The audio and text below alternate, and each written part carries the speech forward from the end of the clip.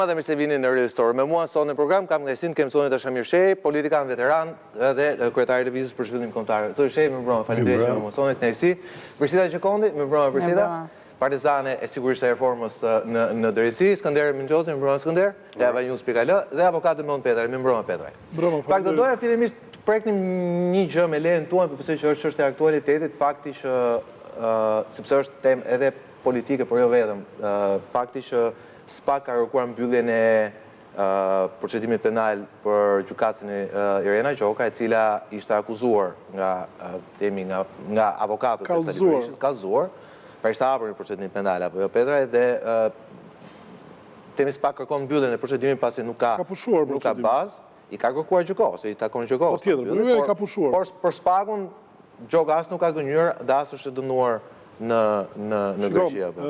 Po ta shikosh, këta janë qytetarë aq model, këta që të terta që përmendin fjalën vrasje.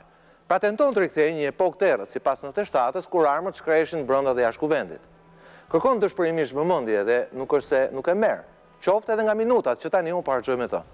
Po këtu nuk është probleme 3 minutat e mia, se unë nuk kam as prej tij dhe as nuk kam ndërmend të marr partinë. Kështu që nuk do marr as bodyguard dhe as kam ndërmend të ruhem prej tij. Me atë vetë dhe partinë e tij për fat kam bërë divorcin e parë në jetë. Por merita më e madhe e Sali Berishës është gjithsesi se ai është lakmuesi më i mirë i shoqërisë tonë, pasi evidenton menjëherë segmentet e saj që janë të infektuara prej tij.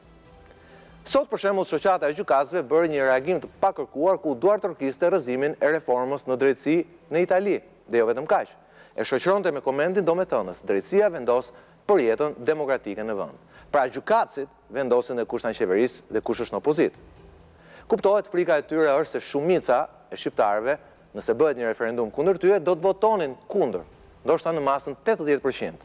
Pasi janë këta gjykatës që u kanë marrë shqiptarëve pronat, parat, jetën, rinin dhe lirin.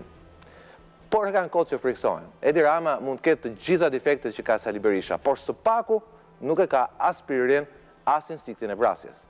Ai nuk është kirurgu gjak ftohtë që pret këmbën e gangrenizuar për të shpëtuar jetën e pacientit.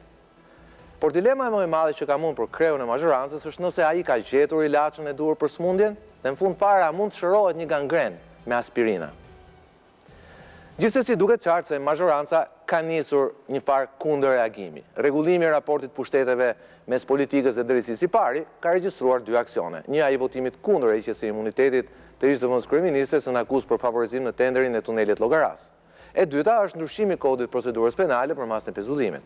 E treta, më e rëndësishme por ende e pasqyruar mirë, është ligji i ri për referendumet, i cili në vetvete është një indicie pozitive. Bëjnë kallëzime, saqë çdo ditë bëjnë një kallëzim të ri, si e si të janë nxjerrë jetën tjetrit.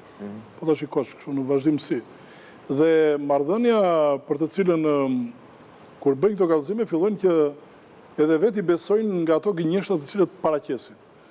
Saqë çdo ditë duke hedhur diçka të re, fillojnë që vënë në provë edhe drejtësinë apo SPAK-un. Problemi është i tillë që po ta kapësh në themel pjesën e zonjës Gjoka, ishte me tentakula, me një prapavit e cila kalonte përtej kufirit shqiptar, e cila ishe investuar pikërisht nga ata, po ta shikosh edhe marrëdhënien e parë me pjesën e zotit Beleri, ishte pjesa për të cilën ai brodhi pas një viti në thonjza siç e shpreu vetë që me zje gjeta atë vendim, pastaj u vun në mediat greke, të cilat i thanë prokurorisë shqiptare e keni vendimin në arkivën e Janinës. Po fakt SPAK kishte bërë goxha arkiva, po jo? Shikom, po pikërisht pra se nuk është autoritetet greke tashmë e kanë arkivuar edhe ata çështjen. Shikom, po ta shikosh,